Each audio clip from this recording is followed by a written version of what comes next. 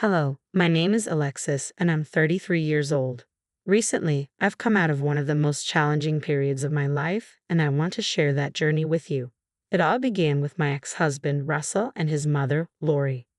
Russell and I met in college and our connection was immediate. We quickly fell in love, and after about 5.5 years together, we got married. Our bond felt strong, but there was always a looming shadow: my mother-in-law, Lori. From the moment Russell introduced me, Lori made it clear that she didn't approve of me. Her criticism and insults stung deeply, especially as I already struggled with insecurities about my appearance. But I clung to the belief that Russell loved me for who I was at heart, which offered some comfort. 3 years into our marriage, I decided to leave my job and start a business with my best friend. It was a big risk, but Russell supported my decision. At first, things were slow, but our business grew steadily and soon became very successful, allowing us to live a comfortable life. However, Lori's attitude toward me never changed. She dismissed my achievements and even accused me of overshadowing her son. Russell's silence during her constant tirades only deepened the strain in our relationship, leading to frequent arguments. I felt utterly alone, as though he never defended me, which created an ever-widening gap between us. Things took a darker turn when I stumbled across messages between Lori and Russell. She had been trying to set him up with other women, and to my horror, I found derogatory comments about me in those texts. At first, Russell resisted her attempts, but over time, I noticed that he began to show interest in the women she was suggesting. The discovery shattered my trust in him, leaving me hurt and questioning everything about our relationship. I knew I had to confront Russell about what I'd found, and I planned to do so the next day after work. But fate had other plans. That morning, on my way to work, everything changed. The next thing I remember is waking up in a hospital bed, surrounded by the sound of beeping machines and the concerned faces of nurses. My head throbbed and an overwhelming thirst took over, yet my body felt weak. I managed to ask for some water, and after quenching my thirst, I tried to rest, hoping that sleep might ease the pounding headache. As I shifted in bed, I suddenly realized with shock that my legs wouldn't move. At first, confusion clouded my thoughts, but panic quickly set in. I called for a nurse, explaining that I couldn't feel my legs. The nurse immediately notified the doctor, who rushed in to run tests and assess my condition. Just as the tension in the room was rising, Russell entered, his concern etched deeply on his face. He tried to make sense of the situation, hovering as the doctor continued the evaluation. After several tests, the doctor delivered the devastating news: I was paralyzed. Russell, visibly overwhelmed, quietly left the room, likely trying to process what he had just heard. Alone, I struggled to come to terms with this life-altering reality. Sensing my inner turmoil, the doctor advised me to rest and reassured me, despite my protests, that sleep was impossible with so much on my mind. He explained that the medication would help me relax and that, despite the severity of my spinal injury, there was still hope for recovery. The progress, however, would be slow and require intense effort. It was a lot to take in, but that small sliver of hope made a difference. Understanding the challenge that lay ahead, I made a quiet vow to fight for my recovery. The doctor stressed the importance of proper nutrition and rest, not only for my paralysis but also for the other injuries I had sustained. His words gave me a thread of hope, enough to ignite a fire of determination within me. After the doctor left, the nurses filled me in on the details of the accident. I had been broadsided at an intersection, which caused my car to crash and left me with severe injuries, including spinal cord damage, a broken collarbone, and facial bruises. To my shock, I learned I had been in a coma for 2 weeks. The accident had been caused by a drunk driver who had been arrested shortly after. Anger and frustration bubbled up, but knowing that justice was being served gave me a small measure of comfort. After eating a small meal and taking the medication the doctor had prescribed, I soon fell into a deep sleep. When I woke up the next day, the room was quiet, save for the steady hum of the medical equipment. That's when I noticed my mother, sitting in a chair nearby, resting her eyes. I called out softly, and my voice startled her awake. As she rushed to my side, her face showed a mix of concern, relief, and overwhelming love. Our reunion was emotional, filled with silent tears and tender gestures that conveyed everything we had both been feeling. In that moment, my mother's presence became a profound source of comfort, reminding me of the strength and support I had in my fight to recover. Alongside that comfort came a mix of guilt and gratitude. I felt guilty for the worry I had caused, but incredibly grateful that she was there by my side. I felt an immense relief to still be here, fighting through the aftermath of everything I had endured. Holding my mom's hand, I turned the focus to her well-being, asking how she was holding up. She smiled softly, giving me that familiar, motherly response, putting my pain before hers. Though she was relieved that the medication was sparing me from the worst of the pain, I could hear the fear in her voice. Despite her efforts to stay strong, her concern for my future was undeniable, and it struck a deep chord within me. I tried to reassure her, promising to be cautious and careful in my recovery, but her reflections on the unfairness of my situation brought to light just how random and cruel life's challenges can be. Our conversation shifted to talk of recovery. Though the path ahead was uncertain, we clung to hope. My mom's unwavering support, regardless of what the future held, was a source of immense strength for me. Yet when Russell's name came up, a shadow darkened the moment. Since the accident, and especially after the news of my paralysis, his absence had been glaring. His lack of presence was a painful void I couldn't ignore. My mom, just as puzzled and concerned as I was, promised to reach out to him. Her protective instincts kicked in, determined to find out why he hadn't been there when I needed him the most. As sleep began to overtake me again, I was overwhelmed by a sense of loss and betrayal. Russell's brief interaction before the diagnosis, followed by his sudden disappearance, left me questioning his commitment and whether I could count on him to support me through this ordeal. When I woke up, the scene that greeted me was tense. My mother was on the phone, her voice sharp and filled with demand. It was clear she was talking to Russell.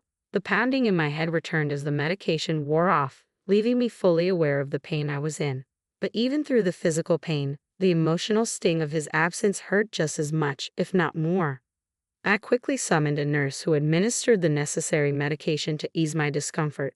Once the pain subsided, curiosity got the better of me, and I asked my mother about the heated conversation I had overheard. At first, she tried to brush off my concern, clearly distressed, but I could sense there was more to the story. With a little more coaxing, she revealed the truth. She had been arguing with Russell. Russell, it turned out, had been spending time with friends and had barely visited me during the 2 weeks I was in a coma. The realization hit hard, layering emotional pain on top of the physical agony I was already enduring. My mother had finally lost her patience with him, scolding him for his dismissive attitude and lack of care. She had laid down an ultimatum. He needed to visit within the hour. While I felt a mix of embarrassment and gratitude, I knew her action was necessary. Russell did show up, but he wasn't alone. He brought Lori with him. Seeing her only heightened my discomfort. The absence of Russell's support was already weighing heavily on me, and Lori's presence made everything worse. My mother, sensing the tension, excused herself, leaving us alone to talk. I confronted Russell about his absence, but instead of an apology, I was met with cold indifference from Lori. She didn't hesitate to imply that my condition had rendered me useless to Russell. She even admitted, without a hint of shame, that Russell had considered staying by my side, but she convinced him otherwise. She pointed to the struggles we had before the accident and my inability to contribute financially due to my paralysis, as if these were valid reasons for abandoning me. Her words were a brutal blow. It became painfully clear how fragile our marriage had become, and how little regard they both had for me in this new, devastating reality. Russell, influenced by his mother's harshness, confessed that my paralysis had changed his feelings about honoring our vows. Through sickness and health no longer applied in his eyes. His blunt admission shattered any remaining hope I had. Lori, as always, didn't hold back. She claimed Russell deserved better and reduced my worth to my career success, which was now threatened. The cruelty of their intentions became fully apparent when Russell announced he would be filing for divorce, and Lori, smugly triumphant, told him she had already arranged a date for him immediately afterward. It was a stark betrayal. As they left, abandoning me when I needed them most, I was left reeling, grappling with the devastating reality of their abandonment. My mom returned shortly after, and her presence brought me a small measure of comfort. Through tears, I recounted what had happened. She was furious, her anger a reflection of her fierce love for me. Though she hadn't been able to confront them in time, she stayed by my side, a pillar of strength, as I cried myself into a fitful sleep.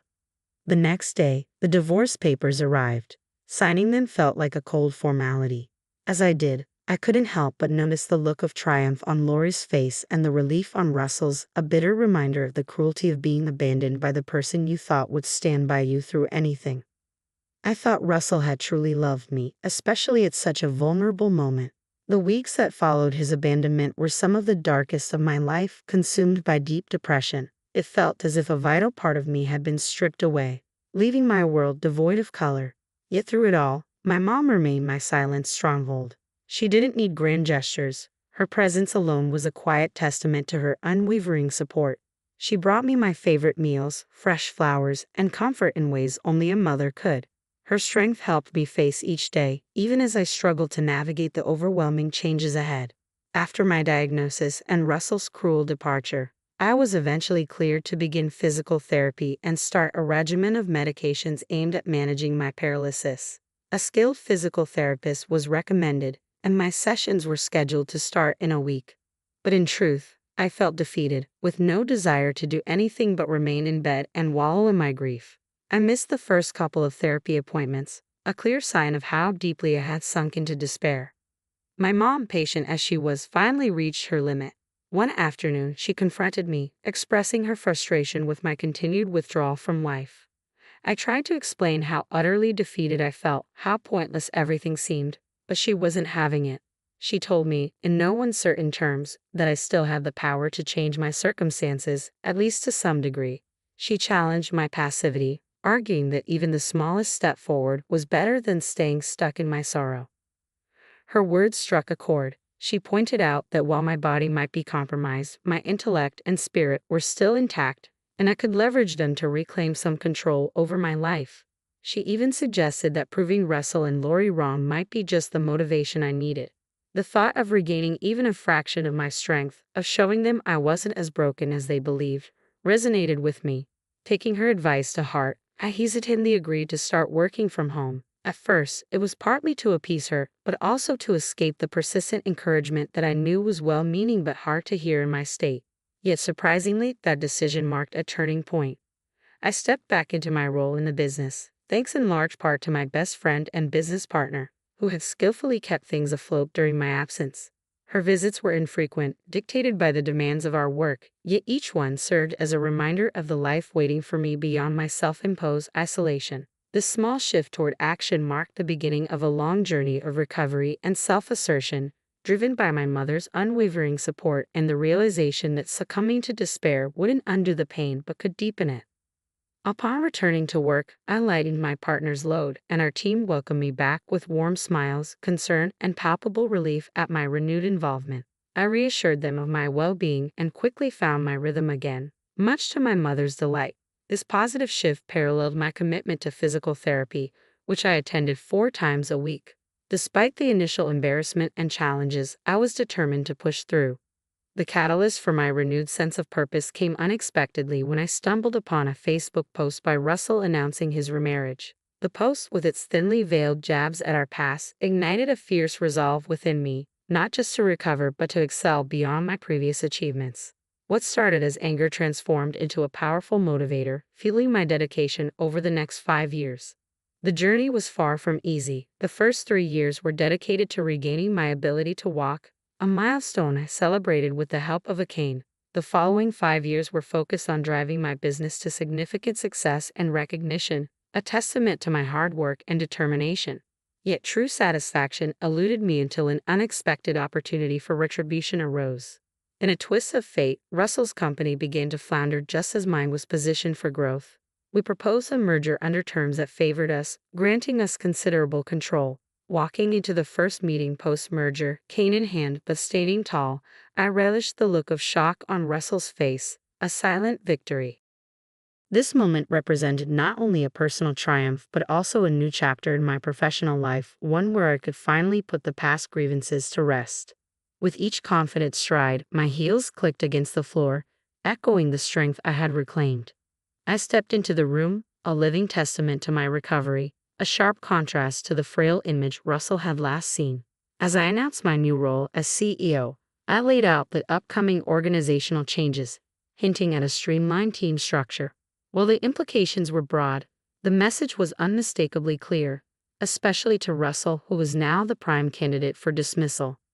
After the meeting, Russell confronted me, unable to mask his shock and confusion. He accused me of deceit, but I simply clarified that his absence had kept him in the dark about my potential for recovery, a potential that had fully materialized.